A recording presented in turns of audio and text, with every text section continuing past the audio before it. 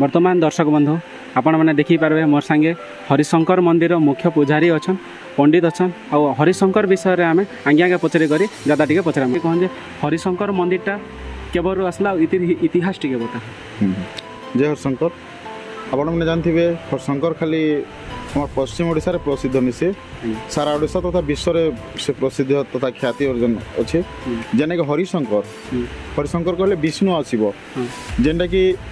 अन्य कौन न जेनटा कि गोटे मंदिर से पूजा पाऊे विष्णु आ शिव एंता जगह नहीं न जेटा गोटे मंदिर पूजा पाऊे कि इन दुई जन आसला आपण मैंने सब हरि के भी दर्शन करेंगे और शंकर के भी दर्शन करेंगे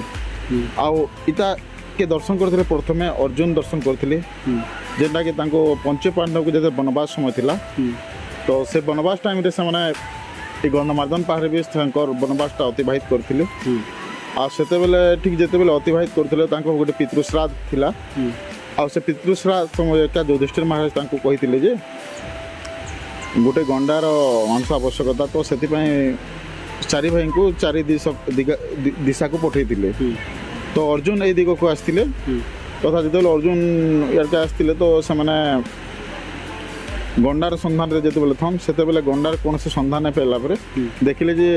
दूर गोटे के जंतुटे अच्छे से भाविले कि गोटे गंडा ही भाविकी धनुरे शब्दवेदी तीर के जोचिकिना कहले जा से जंतुर मुंडटे काटी आन जिते से मुंडटा काटी आन देखिले से गोटे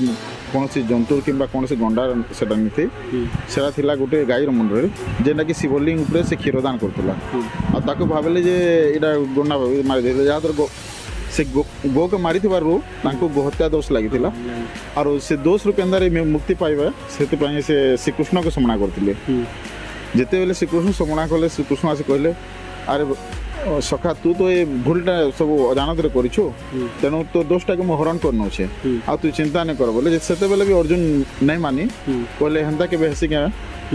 मुई दोष कर्मी आप हर करे तो मनार गोटे पूजा करा हम संस्कार जाना करा कथा करा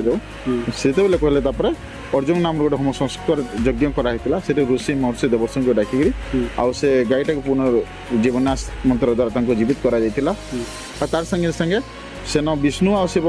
निज रूप देखिए दर्शन देते जहाँद्वारा कि दुई जन को दर्शन कलापर अर्जुन को गहत्या दोषटा पूरा कटि जाता आन कहले जे आम तोर लगे आम दुई जन गोटे जगह शिवलिंग थी और मुझे आविर्भाव हेनी आ दुई जन को तू एका दर्शन कर पार्लु से मुझे कलिजुग हरिशंकर नाम पूजा पाइनी बोले आ जय हरिशंकर बोलिक सब ऋषि महर्षि जब बोले आउ से अर्जुन से बेल के गहत्या दोष मुक्ति पाई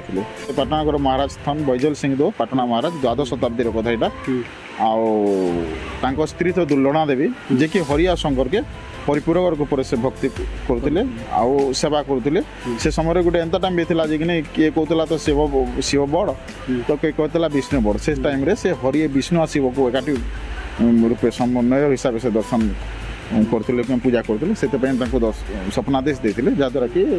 आम हरिशंकर मंदिरटा द्वादश शताब्दी 13 शताब्दी ख्रीष्टाब्द मंदिर निर्माण होता कोशल इतिहास भी वर्णना अच्छी।